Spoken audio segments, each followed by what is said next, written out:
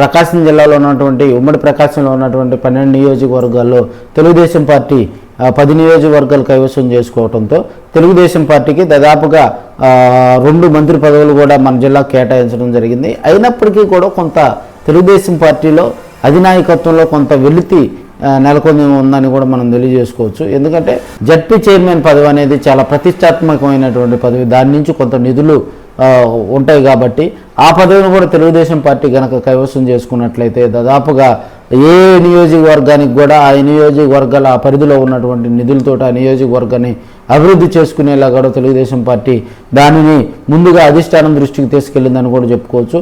అయితే దర్శి నియోజకవర్గంలో టీడీపీ ఇన్ఛార్జిగా ఉన్నటువంటి గొట్టిపాటి లక్ష్మి కూడా తన బాబాయి గొట్టిపాటి రవికుమార్ ఇప్పుడు ప్రస్తుతం ఎనర్జీ మినిస్టర్ అంటే పవర్ మినిస్టర్గా ఉన్నారు. ఆయన ద్వారా కూడా ఆ పదవి చేపట్టేందుకు వడివడిగా అడుగులు వేస్తున్నటువంటి సందర్భాలు మనం చూస్తూ ఉన్నాం. ఆమెకు ఈ పదవి కేటాయించేలా కూడా తెలుగుదేశం పార్టీ అధిష్టానం మీద కూడా ఒత్తిడి తెస్తూ ఇక్కడ ఉన్నటువంటి ప్రకాశం జిల్లాలో ఉన్నటువంటి 10 మంది ఎమ్మెల్యేలను కూడా ఆయన అభ్యర్థిస్తున్నటువంటి సందర్భాలు అయితే మనం చూస్తూ ఉన్నాం. ఆమెకు గనక ఈ పదవి గనక కేటాయిస్తే దర్శి నియోజకవర్గంలోనే దాదాపుగా ఆమె ఇప్పటికే అభివృద్ధి ప్రదంలో దూసుకుపోతుంది.